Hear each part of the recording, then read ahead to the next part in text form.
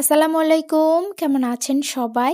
নতুন একটি ভ্লগে আপনাদের স্বাগত জানাই। আর আজকে শুক্রবার, বেলা এখন 10:30 মতো বাজে। সকালের খাবার দাবার হয়ে গেছে। একটু না শীতের রোদ পোহাচ্ছিলাম।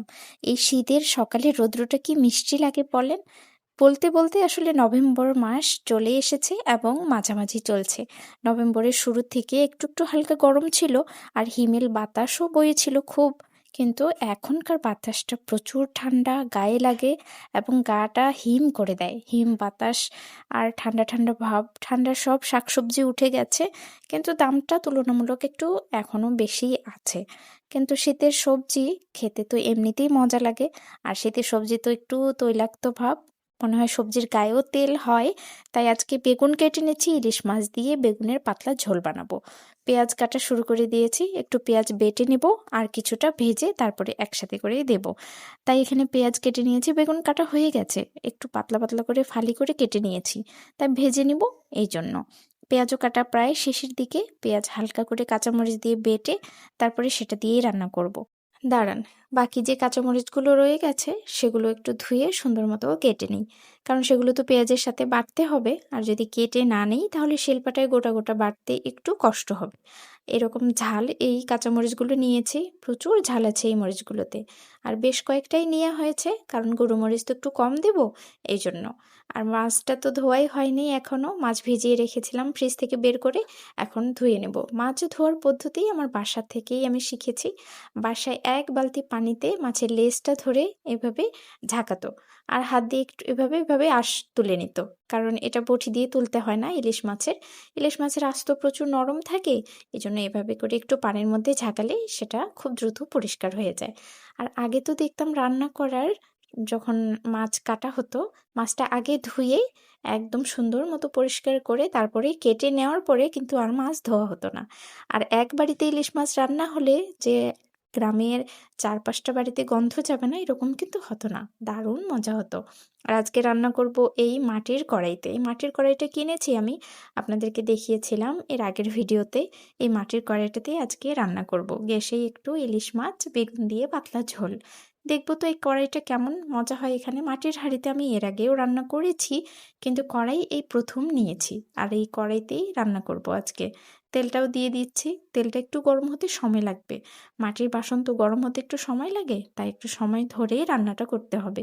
গ্যাসের খরচটা আজকে একটু বেশি হবে, তাতে কি একটু মজা করে খেতে পারবো। বেগুনগুলো একটু লাল লাল করে ভেজে নেব সময় ধরে, কারণ বেগুন যদি লাল লাল করে ভেজে না নেই তাহলে তরকারির কালার দেখতে বেশ ভালো লাগবে না। এই জন্য সুন্দর মতো নুন আর অল্প একটু হলুদ দিয়ে বেগুনগুলো এই তেলেই ভেজে নেব।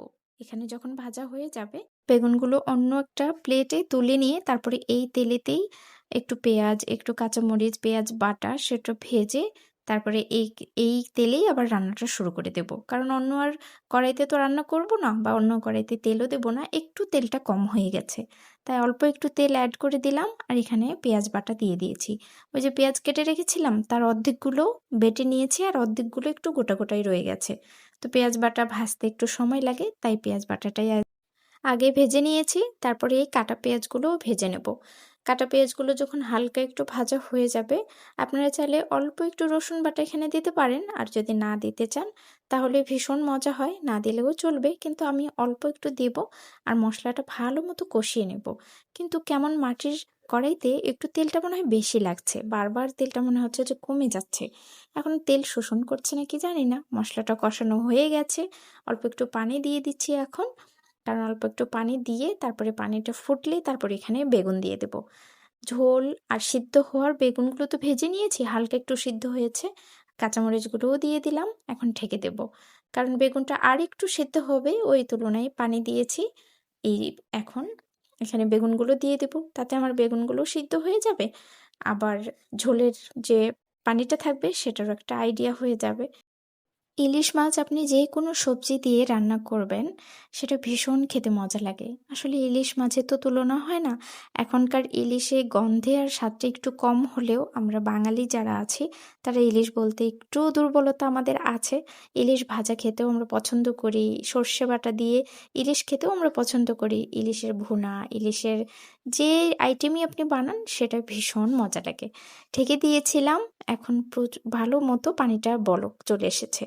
পানিটা যখন বলক আসছে তখন মাছগুলো দিয়ে দিলাম। এখন মাছ সহ ঝোলটা টেনে আসা পর্যন্ত একটু ফুটতে থাক, ততক্ষণ একটু সেমাই রান্না করব। সেমাই রান্না করার জন্য দুধ গরম হয়ে গেছে, অল্প একটু এখন চিনি দিয়ে দেব। তার আগে এই চিমটি পরিমাণ একটু নুনও দিয়ে দিয়েছিলাম, ওই মিষ্টিটা ব্যালেন্স হওয়ার জন্য আর কি। এখন সেমাইগুলো দিয়ে দিচ্ছি। সেমাইগুলো তো দিয়ে অল্প একটু ফুটলেই হয়ে যায়, বেশি সিদ্ধ হতে আর সময় লাগে না। ওই যে ঘন মতো হয়ে গেছে। আর এই যে পোলাওর পাতা আছে না, এটা একটু সেমাইতে দিয়ে দিয়েছি। এর ঘ্রাণটা আমার ভীষণ ভালো লাগে। দুপুরের রান্না খাওয়া দাওয়া সবই শেষ হয়ে গেছে। এখন বাজে বিকেল ৩টা।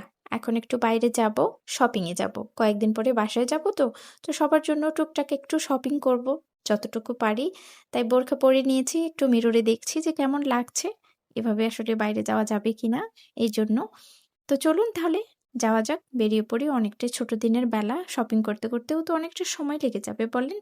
রিক্সায় চেপে পড়েছি, এখন যাচ্ছি ১ নম্বরে, মিরপুর ১ নম্বর। সেখান থেকে কিছু বাজার করব, তারপরে যদি সেখানে সবকিছু কমপ্লিট না হয় তাহলে আবার ১০ নম্বরে ফিরে আসব। কিন্তু ১ নম্বরে যে জিনিসগুলো আমরা কিনতে যাচ্ছি সেগুলো ১ নম্বরেই ভালো পাওয়া যাবে। এই সূর্যের আলোতে আর সবকিছু মিলে কি যে সুন্দর লাগছে, রৌদ্রটাও ভীষণ ভালো লাগছে। মিষ্টি, মিষ্টি রোদ একটু মুখে লাগছে। পৌঁছে গেছি আমরা দোকানে। এখানে কাপড়-চোপড় কেনা হচ্ছে, দেখা হচ্ছে কাপড়ের কোয়ালিটি, কাপড় কিরকম, কাপড়ের দাম-টাম কিরকম, সবকিছু মিলে ঠিক আছে কিনা। এই যে এই কাপড় চেক করা হচ্ছে। এই কালারগুলো কেমন লাগছে, তাই চেক করে এখান থেকে যেটা পছন্দ হবে সেটাই নিয়ে নেব। তো আমাদের যেটা পছন্দ হয়েছে আমরা আসলে সেটা নিয়ে বেরিয়েও পড়েছি। এখন অন্যান্য যে জিনিসপত্রগুলো কিনবো সেগুলোর দিকে যাচ্ছি। সেগুলো কেনা হয়ে গেলে এখান থেকে বেরিয়ে পড়ব। আর হাঁটতে, হাঁটতে এই কাপড়ের দোকানগুলোতেই কিছু কাপড় পছন্দ হয়ে গেল। তো সেগুলোও আসলে এখান থেকেই নেওয়া হয়েছে। ভীষণ ভালো লাগলো। কিছু, কিছু নতুন কাপড়ও আসছে। আবার কিছু, কিছু নতুন, কিছু, কিছু পুরাতন, সব মিলিয়ে উনারা দোকানে সাজিয়ে রেখেছে। কিন্তু চোখে দেখে যেটা ভালো লাগছে, অনেকেই কেনাকাটা করছে। শুক্রবারের দিন আসলে শপিংয়ে বা বাজারে কোথাও যদি বের হওয়া যায় তখনই বোঝা যায়।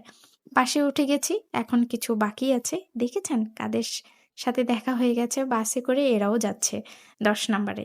এখন ১০ নাম্বারে কিছু টুকটাক বাজার করার আছে, সেজন্যই যাচ্ছি। তো পথেই দেখা হলো এদের সাথে। কি সুন্দর লাগছে, কালারের কম্বিনেশন মিলিয়ে ভীষণ সুন্দর লাগছে। আর একজন আরেকজনের সাথে এত বন্ধুত্ব এদের, একজন আরেকজনকে চুলকে দিচ্ছে, একজন আরেকজনের কথা বলছে। পৌঁছে গেছি ১০ নাম্বারে। এখানে এখন টুকটাক কিছু জিনিসপত্র কেনার আছে। আজকে প্রচণ্ড ভিড়। আজকে আসলে জিনিসের সাথে দামটা বলে দেওয়া ভীষণ কষ্টকর। কারণ মানুষের মাথা ছাড়া আসলে আর কিছুই দেখা যাচ্ছে না। দেখেছেন? এই যে, এই পরিমাণ শপিং করতে আসছে মানুষ। তো এখানে আসলে ওভাবে ভিডিও করা বা ভিডিও করা খুবই কষ্টকর হয়ে যাচ্ছে। তার মধ্যেই টুকটাক একটু ক্লিপ নেওয়া হয়েছে।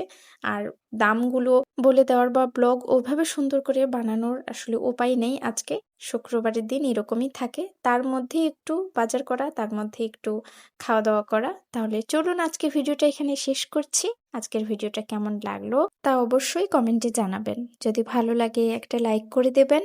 ততক্ষণ পর্যন্ত সবাই ভালো থাকবেন, সুস্থ থাকবেন এবং সাবধানে থাকবেন। দেখা হবে খুব শীঘ্রই নতুন অন্য কোনো ভিডিওতে।